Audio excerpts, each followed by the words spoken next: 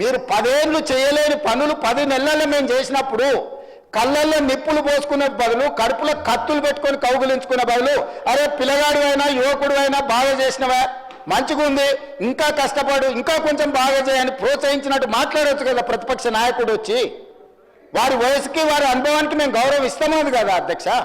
వారు ఒక్క రోజైనా ఒక్క మాట అయినా ఈ ప్రభుత్వం నన్ను అభినందించడం వారికి ఇష్టం లేకపోవచ్చు, ఎందుకంటే వారి కుర్చీని నేను గుంజుకున్నా కాబట్టి వారికి నా మీద కోపం ఉండొచ్చు, తప్పలేదు. కానీ ఈ ప్రభుత్వాన్ని నన్ను అభినందించాలి కదా అధ్యక్ష. ఇది పక్కన పెడితే వడగండ్ల వానలు గతంలో ఎన్నడూ అకాల వర్షాల వల్ల వడగండ్ల వల్ల పంట నష్టం జరిగితే ఏ రోజు ఇయ్యలే. ఈ రోజు వడగండ్ల వానతోనే అకాల వర్షాలతో పంట నష్టం జరిగితే ప్రాంతాలు పర్యటించి ఎకరాకు 10,000 రూపాయల లాగా పంట నష్టపరిహారం మేము అందించినాం అధ్యక్ష. అట్లా కూడా రైతులను మేము ఆదుకున్నాం. అదేవిధంగా ఇప్పుడు వారు చెప్తున్నారు ధనిక రాష్ట్రం, మీరు దివాలా తీసిన రాష్ట్రం ఎట్లా అంటారని. నేను కొన్ని లెక్కలు చెప్తా అధ్యక్ష. ఈ లెక్కలన్నిటిని విన్న తర్వాత ఈరోజు మనము ఊపర్ శర్వాణి అందరు పరేషాని అనేది ఉందా లేదా అనేది ఈరోజు రాష్ట్ర ప్రజలు ఆలోచన చేస్తారు అధ్యక్ష. 16 మంది ముఖ్యమంత్రులు దాదాపుగా 1956 నుంచి 2014 వరకు 58 దాదాపుగా 60 సంవత్సరాలు లెక్కేసుకొని 16 సార్లు ముఖ్యమంత్రులు చేసిన అప్పు ఎఫ్ఆర్బిఎం రాష్ట్రాలకు 4 రకాల అప్పులు చేయడానికి ఉంటుంది అధ్యక్ష. ప్రత్యక్షంగా రాష్ట్ర ప్రభుత్వం అప్పు చేయడానికి ఎఫ్ఆర్బిఎం అంటారు అధ్యక్ష. అదొక అప్పు. గవర్నమెంట్ గ్యారంటీ ఇచ్చి స్పెషల్ పర్పస్ వెహికల్స్ కింద వాళ్ళు పెట్టుకున్న కార్పొరేషన్స్ మీద మనం గవర్నమెంట్ గ్యారంటీ ఇస్తుంది కార్పొరేషన్ పేరు మీద, కానీ చెల్లించేది కూడా మనమే.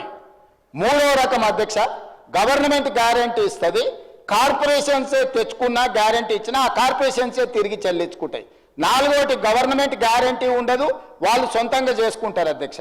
ఈ 4 రకాల రాష్ట్ర ప్రభుత్వానికి అప్పులు చేసే వెసులుబాటు ఉంటే ఎఫ్ఆర్బిఎం పరిధిలో జూన్ 2, 2014 తెలంగాణ రాష్ట్రం ఏర్పడ్డ రోజు వారికి అప్పచెప్పినప్పుడు తెలంగాణ రాష్ట్రం యొక్క అప్పు 72,658 కోట్ల అధ్యక్ష.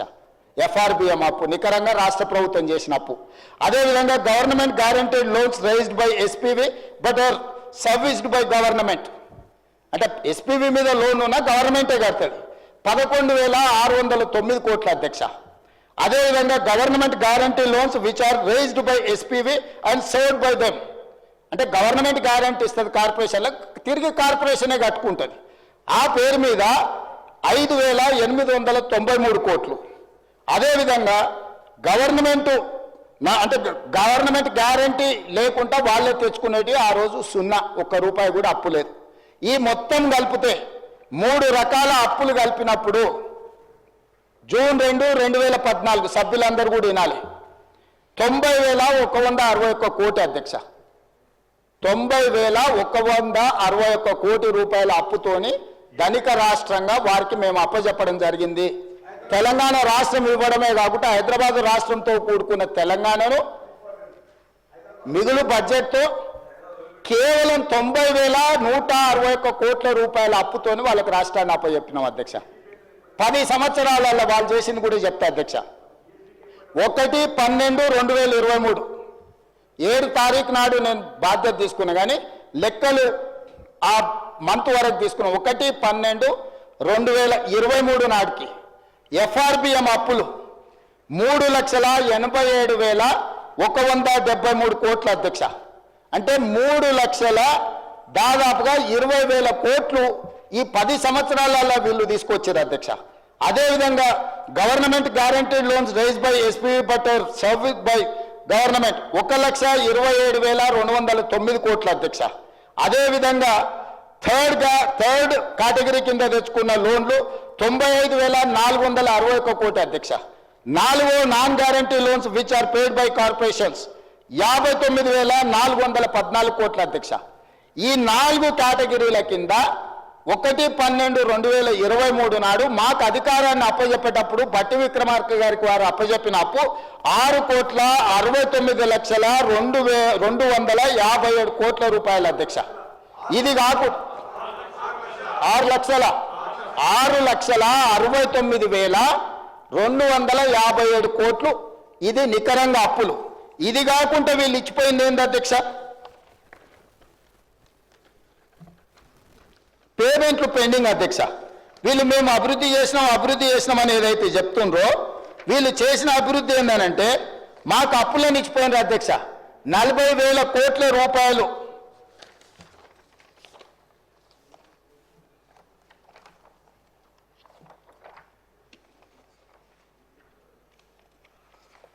అసలు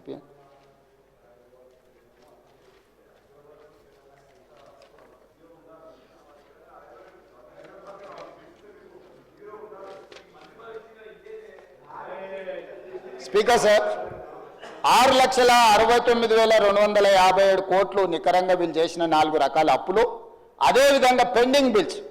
ఇప్పుడు ఆ సర్పంచులు ఆత్మహత్యలు చేసుకున్నారు కదా అధ్యక్ష ఆ ప్రభుత్వంలో. ఇప్పుడు సర్పంచులు ధర్నాలు చేస్తున్నారు కదా అధ్యక్ష. ఇట్లాంటి సర్పంచులే కాకుండా ప్రభుత్వ ఉద్యోగులకు ఇవ్వాల్సిన జీతభత్యాలు, పెన్షన్లు, ఇట్లాంటివి వాళ్ళ రిటైర్మెంట్ బెనిఫిట్స్ 40,154 కోట్ల అధ్యక్ష.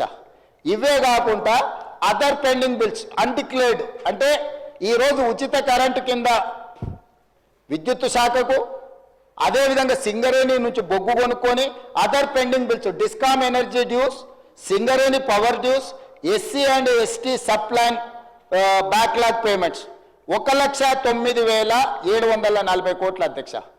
1/12/2023 నాటికి కల్వకుంట్ల చంద్రశేఖరరావు గారు రాష్ట్ర ప్రభుత్వాన్ని మాకు అప్పచెప్పినప్పుడు 8,19,151 కోటి అధ్యక్ష. ఇక వాళ్ళు సాధించిన అభివృద్ధి ఏందో, వాళ్ళు ఎలుగబెట్టిందేందో, ఆ ఎలుగబెట్టుతో తెలంగాణ వెలిగిందేందో 90,000 కోట్లతో అప్పచెప్తే 8,19,000 కోట్ల అప్పుతోని మాకు అప్పచెప్పి 10 ఏళ్లలోనే 60 ఏళ్ళు 16 మంది ముఖ్యమంత్రులు కలిసి చేసిన అప్పు 90,000 కోట్లు అయితే, ఒక వ్యక్తి, ఒక కుటుంబం, ఒక పార్టీ చేసిన అప్పు 7.5 లక్షల కోట్ల అప్పు చేసిండ్రు అధ్యక్ష.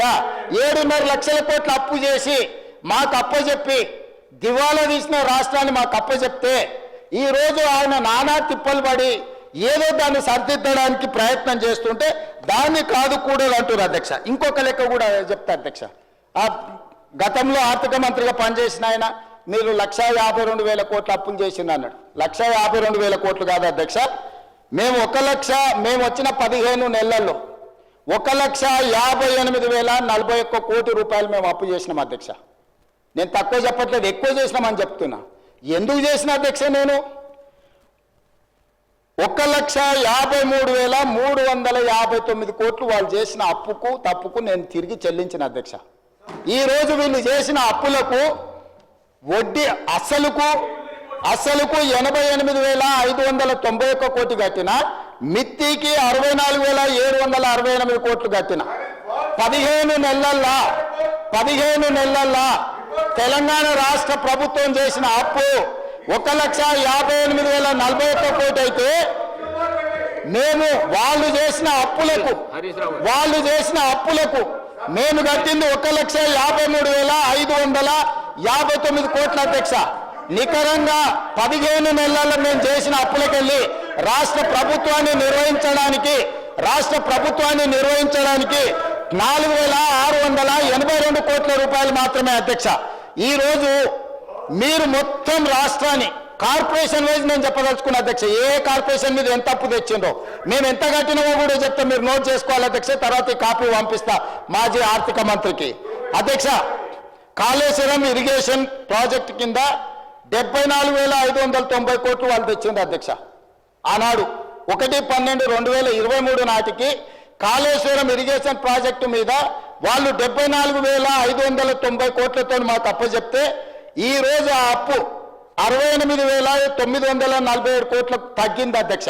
నేను వాళ్ళు తెచ్చిన అప్పులోకి వెళ్ళి 5,643 కోట్ల రూపాయలు కాళేశ్వరం కూలిపోయిన కాళేశ్వరానికి కూడా ఈ రోజు 5,643 కోట్ల రూపాయలు నేను కట్టిన అధ్యక్ష. అదేవిధంగా Telangana state water resources infrastructure development corporation limited 14,060 కోట్లు వాళ్ళు మాకు అప్పు చెప్తే ఈ రోజు ఉన్న అప్పు 28/2/2025 నాటికి 12,816 కోట్లు. వాళ్ళు చేసిన అప్పు నేను 1,244 కోట్ల రూపాయలు నేను చెల్లించిన అధ్యక్ష. అదేవిధంగా అధ్యక్ష, Telangana drinking water supply corporation limited mission Bhagiratha అని గొప్పలు చెప్తుంటారు కదా అధ్యక్ష. 20,200 కోట్ల రూపాయలు అప్పు తెచ్చిండ్రు అధ్యక్ష. వాళ్ళు నాకు అప్పచెప్పిన రోజు ఇచ్చింది ఎప్పటికీ 1/12/23 నాటికి. నేను ఈరోజు 28/2/2025 నాటికి ఈ అప్పు 17,200 కోట్లకు తగ్గింది అధ్యక్ష. 3,000 కోట్ల రూపాయలు వాళ్ళు అప్పు చేసిపోతే నేను చెల్లించిన అధ్యక్ష, మా బట్టి విక్రమార్క గారు చెల్లించరు. అదేవిధంగా టీజీ హౌసింగ్ కార్పొరేషన్ లిమిటెడ్ వాళ్ళు అప్పు చెప్పిన రోజు 6,470 కోట్ల రూపాయలు అప్పు ఉంటే ఈ రోజు 5,820 కోట్ల అప్పు ఉంది అధ్యక్ష. నేను 650 కోట్ల రూపాయలు వాళ్ళు చేసిన అప్పులకు నేను పాయమాలు కట్టిన అధ్యక్ష.